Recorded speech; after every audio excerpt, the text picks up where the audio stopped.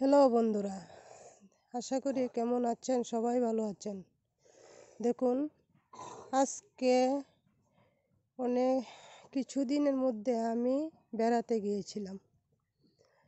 গ্রামটার নাম হলো দেবীচড়া।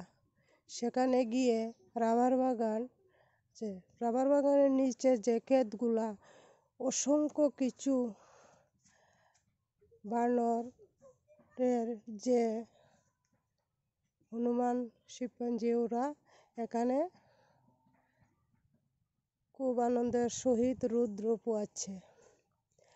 আর কিছু জিনিস ধান ক্ষেতের মধ্যে ধানগুলা খুঁটে খুঁটে এরা খাওয়ার জন্য খুবই সুন্দর করে আনন্দ সহিত খাচ্ছে।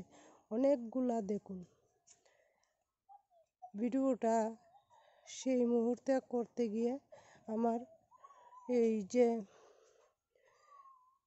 শিম্পাঞ্জিগুলোকে দেখতে পেলাম, তখন আরও আমার মনটা খুবই ভালো লাগলো ভিডিওটা করতে গিয়ে। ওরা একে একে টিলার উপর থেকে নেমে জমিনে এসে খুবই সুন্দর করে আনন্দের সহিতে কি আনন্দ করে। রৌদ্র একটু একটু রৌদ্র, তখন কোনো রৌদ্র উঠেনি, একটু একটু রৌদ্র পোয়াচ্ছে। আর এই খুঁটে খুঁটে ধানগুলা ওরা নিজে খুব সুন্দর করে খাচ্ছে।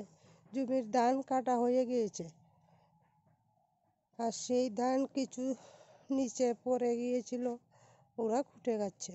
দেখুন, আমাদের গ্রাম বাংলার যে দৃশ্যগুলো ছোট ছোট আনন্দ আপনাদের দিতে পারি, সেগুলো অনুভব করুন।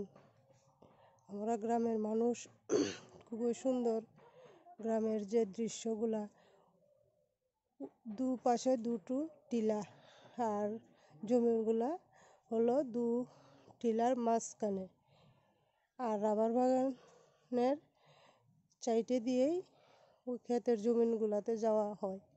দেখুন কত সুন্দর। আর ওই ডালপালাগুলো রাবারের, আর দুই দিকে দুই উঁচু উঁচু টিলা।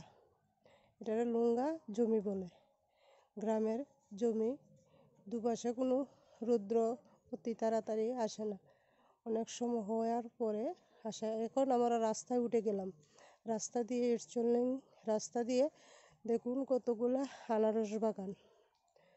আপনাদের জন্য আনারস বাগান পুরোটা তো তুলে দেখাতে পারছি না, কিছু কিছু অংশ রাবার বাগানের সাইডে যে চললেন রাস্তাগুলা যাচ্ছে, সেই সাইডে দিয়ে আনারস, দুপাশে আনারস বাগান।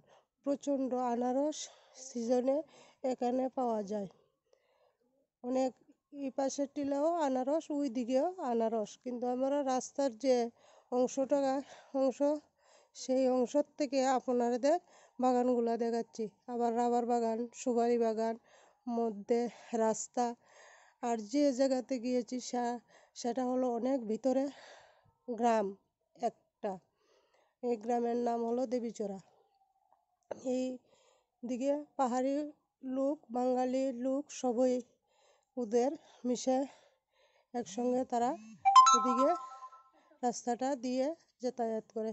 দেখুন আমাদের এই রাস্তাগুলা, আমি যে জায়গাতে গিয়েছি এই ভিডিওটা সেই জায়গার থেকে তুলে ধরলাম আপনাদের দেখার জন্য। এখানে অনেক অনেক পাহাড়ি লোক আছে, বাঙালি লোক আছে। তো আমরা আত্মীয় বাড়ি হলো বাঙালি বাড়িতে গিয়েছিলাম, আর এই ভিডিওটা তখন সেখান থেকে তুলে ধরা। আমাদের ভিডিওটা যদি আপনাদের ভালো লেগে থাকে তো লাইক শেয়ার করুন আর কমেন্ট করুন। পরবর্তীতে যেমন আমরা আবার এই গ্রাম বাংলার দৃশ্যগুলো আপনাদের সাথে তুলে ধরতে পারি, আপনাদের সাথে শেয়ার করতে পারি, এখানে আমার ভিডিওটা